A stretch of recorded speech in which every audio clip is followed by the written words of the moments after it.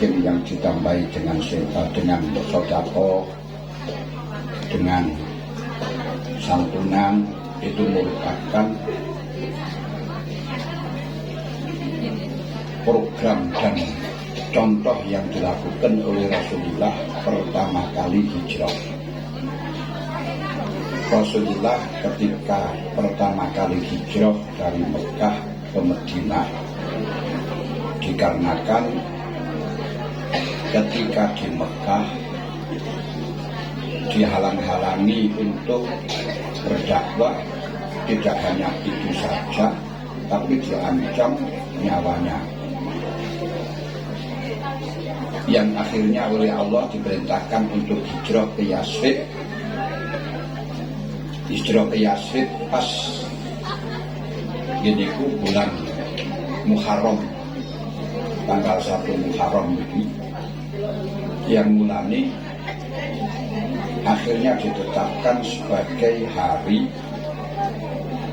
sebagai tahun baru Hijriah. Tahun baru Hijriah itu dihitung songkok ketika Rasulullah hijrah ke Yasrib, yang dimana di Yasrib membangun peradaban, yaitu negara yang tamadun, negara yang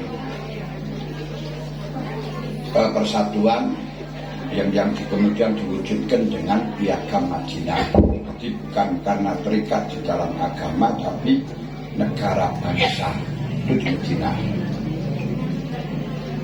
yang kemudian sekarang diterjemahkan oleh Nahdlatul Ulama, yaitu NKRI harga mati.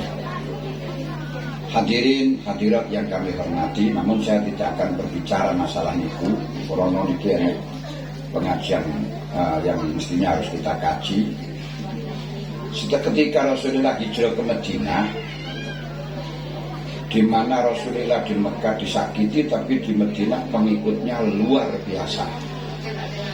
Ini sudah menjadi kebiasaan seorang kiai.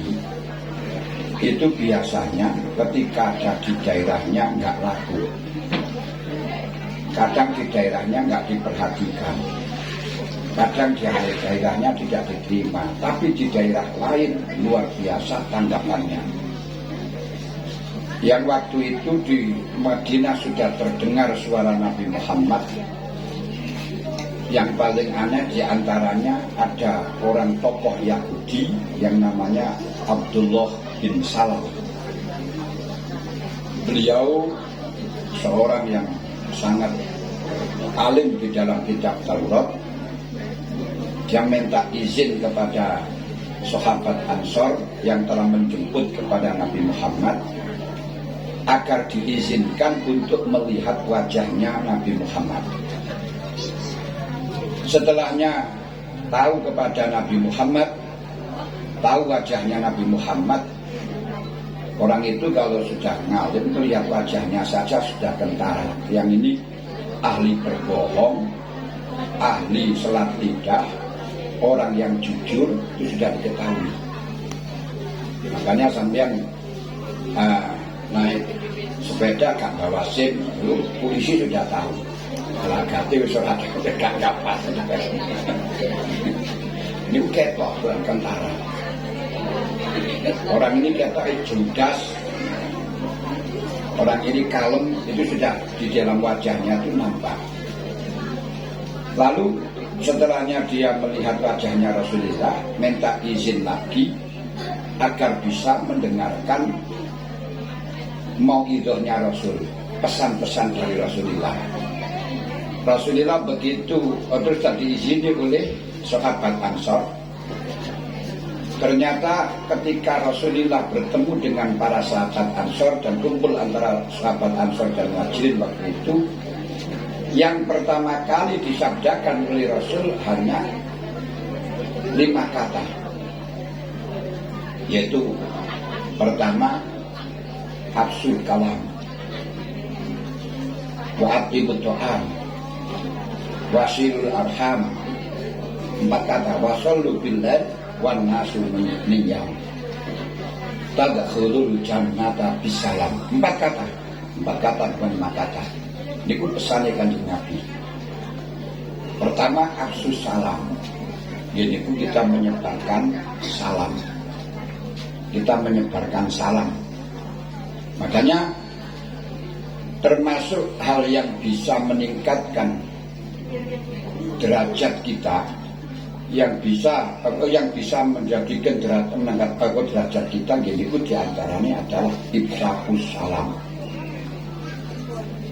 Nyebarno salam, maknanya nyebarkan salam niku nopo? Grapya. Grapya itu artinya apa? Selalu komunikasi dan konfirmasi. Selalu komunikasi, hubungan antar satu dengan yang lain, dan banyak komunikasi dan konfirmasi terhadap konco. Ini bisa kita kembangkan bahwa kita di dalam melaksanakan tugas organisasi niku sing sregep komunikasi dan konfirmasi dan banyak informasi. Dan insya Allah dengan itu orang akan naik derajat. Pokoknya komunikasi satu dengan yang lain, bisa terkenal, bisa sharing, bisa mengetahui kekurangan-kekurangannya. Dikulis yang dimaksudkan grapya kepada orang kecil, kepada siapapun selalu nyopo. Itu lek cara Pak Jokowi diimplementasikan dengan cara turun ke bawah, berusukan. Nah, lek sampean gelem niku iso marakno derajat. Tadkhulul jannata bisalam. Mulane Kanjeng Nabi dawuh salah satu darajatun it'amut ta'am wa ifsya'us salam wa sholatul lail wa nasu niyam. Pesan yang kedua kata Rasul, wasilul arham. Kita selalu silaturahim. Silaturahim tidak membedakan entah itu satu akidah, entah itu satu agama, entah itu satu aliran. Pokok selama di situ masih ada hubungan sana, perlu kita perlu kita sambung. Ketiga, wa'id amut to'am, yang dermawan. Makanya kalau kita tidak dermawan, walaupun pintero, niku akan menjadi kerusakan. Sampai Kanjeng Nabi dawuh salasun muhlikatun, 3 hal yang bisa merusak kepada seseorang. Pertama, sukun muto, iniku nuruti medit, gak gelem aweh mangan, gak gelem sedekah. Dan alhamdulillah di dalam it'amut ta'am ini sebagai contoh saja dilakukan pada waktu bulan Asyura, santunan kepada anak yatim. Tapi jangan dipahami anak yatim butuhnya makan hanya Asyura.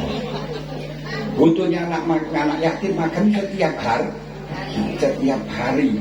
Nah, di sini di dalam Asyura itu hanya gambaran di dalam mengajaknya saja, tapi jadikan akhlak it'amut ta'am fi kulli yaumin fi kulli sa'atin.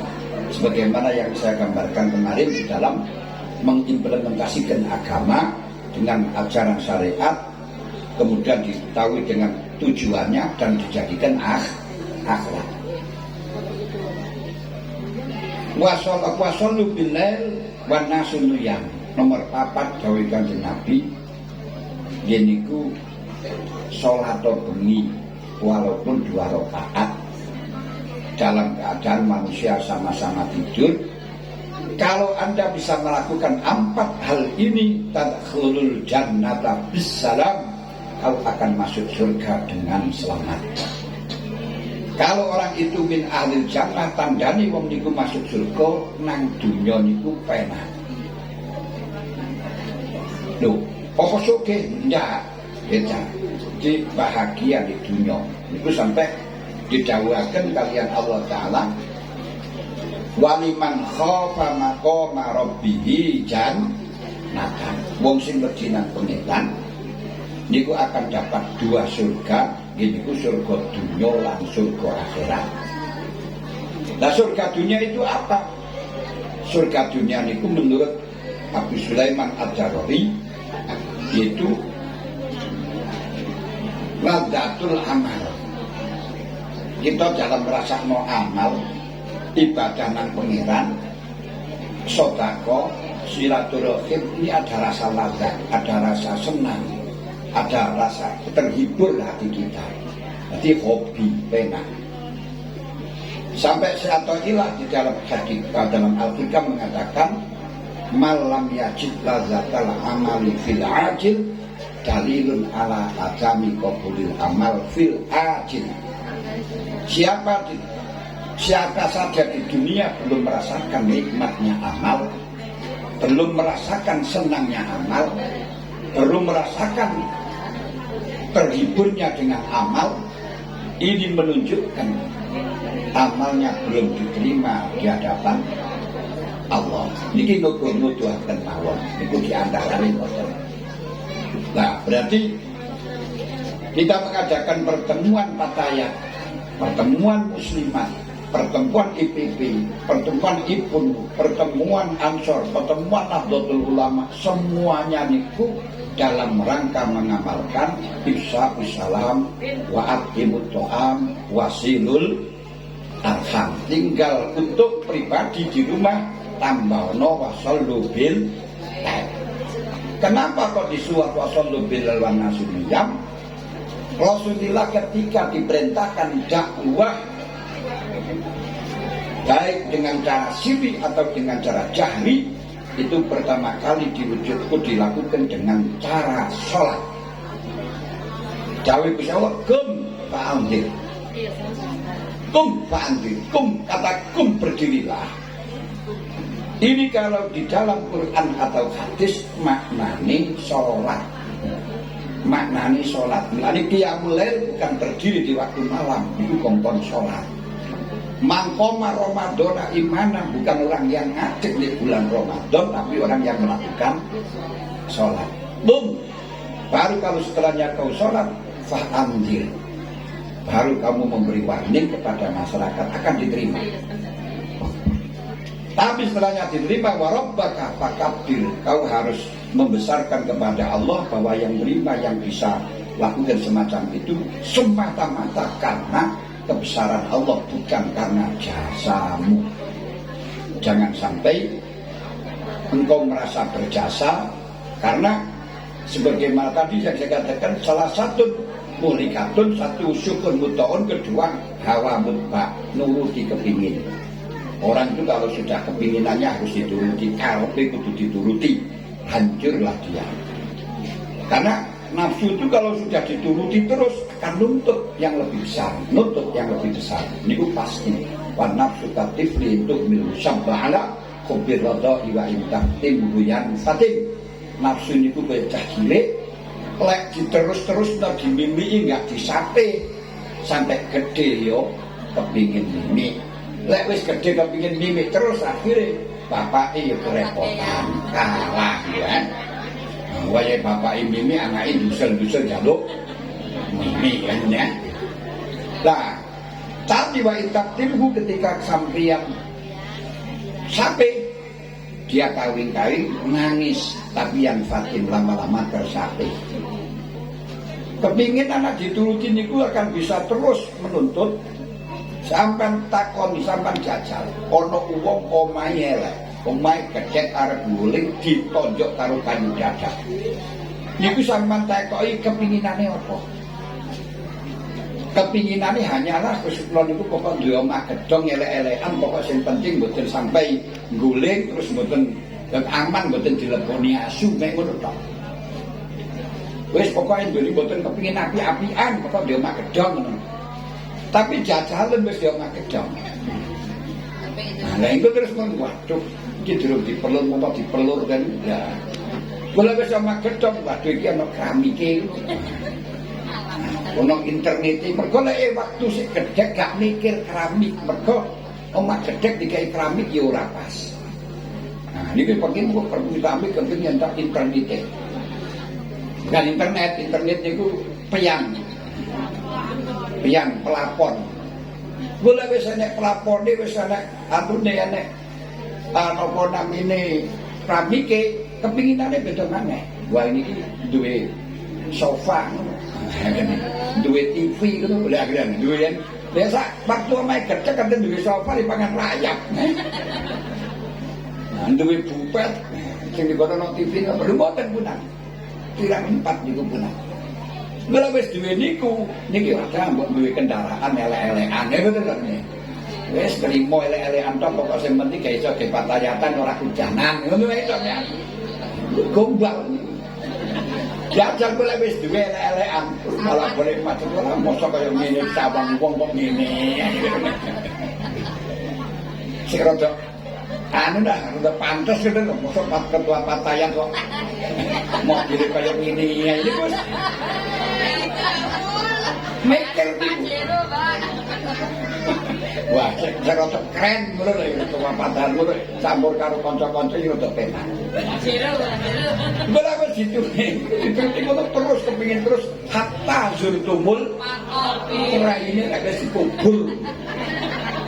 Dan ini oleh panjenengan wis dikubur akan menjadi santapan cacing tanah. Mulai sangka mripate dipangan dhisik, mari dipangan mripate terus pipine terus badane akhire awake